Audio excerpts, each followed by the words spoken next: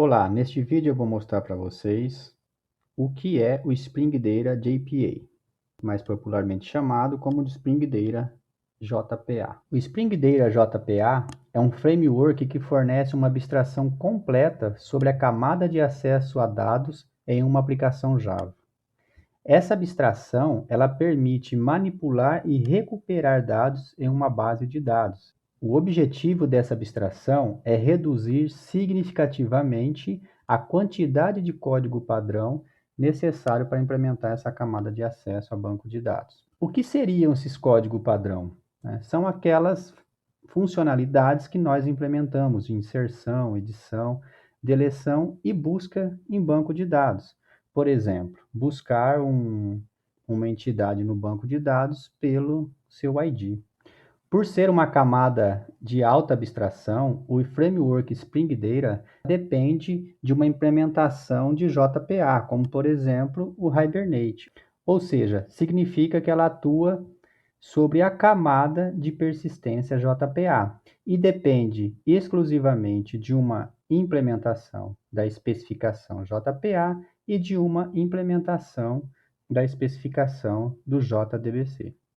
Para que possamos entender o poder de abstração do Spring Data, nós primeiro temos que discutir individualmente essas tecnologias, essas especificações que o compõem, e depois discutir o relacionamento entre o Spring Data, o JPA e o JDBC. Primeiro, vamos começar pelo JDBC. O JDBC ele é um conjunto de classes e interfaces que fazem envio de instruções SQL para qualquer banco de dados. Por isso, ele é chamado de API de nível de chamada. Isto é, ele transmite instruções SQL para serem executadas no banco de dados. Isso é possível porque o JDBC ele é uma especificação e os fornecedores de banco de dados devem seguir essa especificação para fornecer um driver JDBC ao seu banco de dados, né? Cada fornecedor de banco de dados, como o Postgre, o Oracle e dezenas de outros, eles possuem essa implementação da especificação JDBC, que é chamado de driver JDBC. Por ser uma especificação, nós desenvolvedores podemos substituir a nossa base de dados, por exemplo, Oracle por Postgre, substituindo apenas o driver JDBC e também fazendo, claro, poucas modificações nas configurações de conexão com o banco de dados. E claro, né, isto é possível se nós programarmos de acordo com o padrão JDBC, né, de acordo com a especificação. Aqui está um exemplo de uso do JDBC para persistir um objeto de uma classe no banco de dados. Nós temos a definição da classe com seus atributos e também nós temos um método para fazer a persistência de um objeto dessa classe. O objeto dessa classe é recebido como parâmetro. Nós temos aqui a SQL, né, a definição do SQL que vai ser executado no banco de dados, e essas interrogações aqui é onde vão ser colocados, né, inseridos os dados referente ao nome, que é a primeira interrogação, e ao e-mail, que é referente à segunda interrogação, do objeto que está sendo passado como parâmetro. Então, nós estamos preparando o statement. Suponhamos que nossa conexão já esteja aberta com o banco de dados aqui, e nós estamos utilizando essa string SQL para ser preparada nesse statement. Então, como que a gente faz isso? Nós informamos que a primeira interrogação vai receber o nome dessa pessoa, essa primeira interrogação, a segunda interrogação vai receber, essa segunda interrogação vai receber o e-mail. Neste ponto, é executado essa instrução SQL diretamente no banco de dados, já com o nome e com o e-mail da pessoa nesta instrução. O JPA, o Java Persistence API, é uma especificação para mapeamento objeto relacional. Ela é usada para mapear classes para tabelas, atributos para colunas em tabelas, e também para fazer tanto a persistência de dados, quanto também a recuperação de dados no banco de dados. Ela é uma especificação também, e as suas principais implementações, ou seja, os frameworks que implementam essa especificação para fazer o mapeamento objeto relacional. As mais conhecidas são o Hibernate, o Eclipse Link e o OpenJPA. Aqui está um exemplo de como utilizar o JPA para persistir um objeto de uma classe no banco de dados. Nós definimos a classe como uma entidade, também definimos qual que é o seu ID, ou seja, qual que vai ser a chave primária no banco de dados, da tabela referente a essa classe, que vai ser mapeada, e neste ponto aqui nós estamos dizendo que esse ID vai ser gerado de forma automática. Este método aqui, ele faz a persistência de um objeto que é passado como parâmetro. Suponhamos também que a sessão já esteja aberta e nós estamos utilizando essa sessão aqui para fazer a persistência de dados. Então, a gente abre uma transação e utiliza o método save da nossa sessão para fazer a persistência do objeto no banco de dados. Observe que, comparado ao JDBC, há uma abstração maior para fazer a persistência desse objeto. Isto é, há uma diminuição na quantidade de código utilizado para fazer essa persistência. É importante ressaltar, quando nós utilizamos o JPA, que neste ponto aqui, quando vai, né, fazer de fato a persistência no banco de dados, o JPA depende do JDBC. Então, neste ponto aqui, é criada a instrução SQL, aquele nosso insert into, para persistir um objeto pessoa no banco de dados. Uma implementação do JPA depende de uma implementação de JDBC para fazer essa persistência no banco de dados.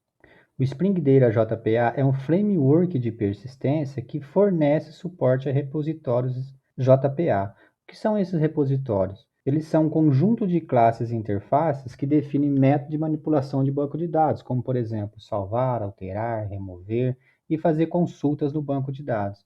Então, todos esses métodos padrão que nós somos acostumados a utilizar para fazer a manipulação dos nossos dados no banco de dados, esses repositórios, essas interfaces já deixa definido para que nós possamos utilizá-la, sem a definição alguma de código.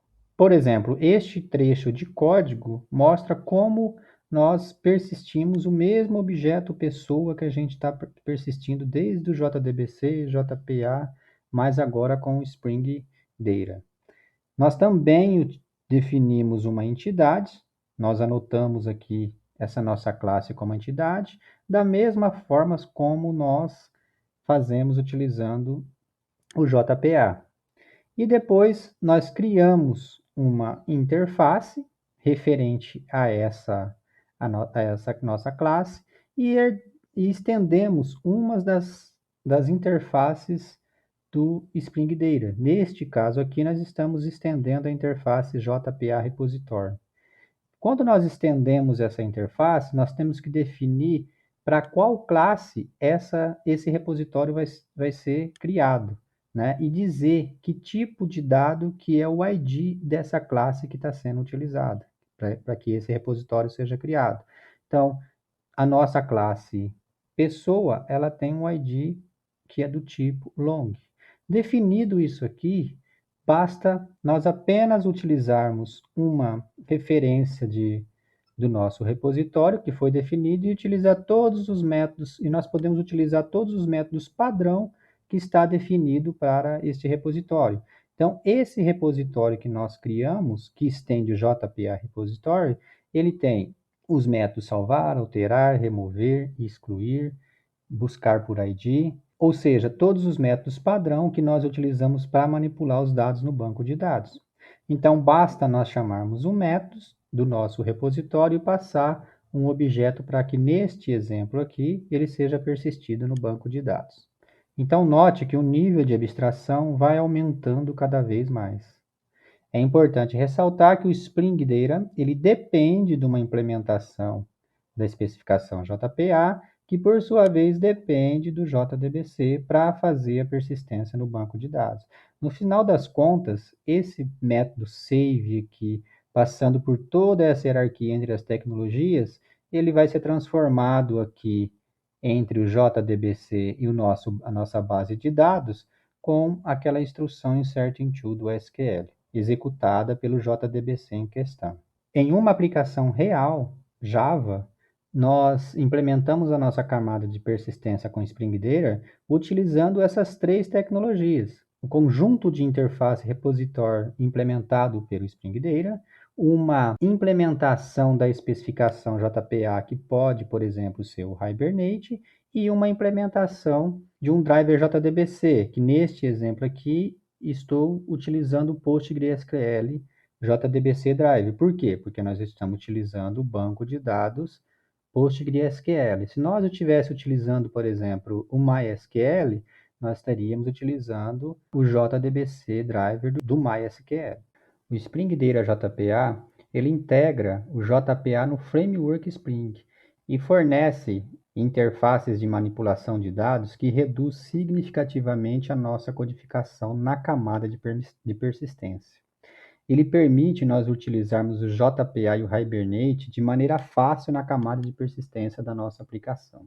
Em resumo, o Spring Data JPA é uma camada de abstração acima da camada JPA, que nos ajuda a sermos muito mais produtivos no desenvolvimento da camada de persistência da nossa aplicação. Ele fornece interfaces repositórios com métodos de manipulação de banco de dados, como, por exemplo, salvar, alterar e remover, e de consultas que permite desenvolver a camada de persistência de nossa aplicação com a escrita de poucas linhas de código, como neste exemplo de código abaixo. A partir dessa implementação, já fica disponível para nós, a partir da interface JPA Repositor, fornecida pelo Spring Data JPA, métodos como, por exemplo, de salvar, de alterar, de deletar, entre muitos outros métodos. Por se tratar de uma interface, o Spring provê a implementação desses métodos para que possamos utilizá-los sem a necessidade de escrevermos qualquer código. E aqui chegamos ao fim desta visão geral do que é o Spring Data JPA.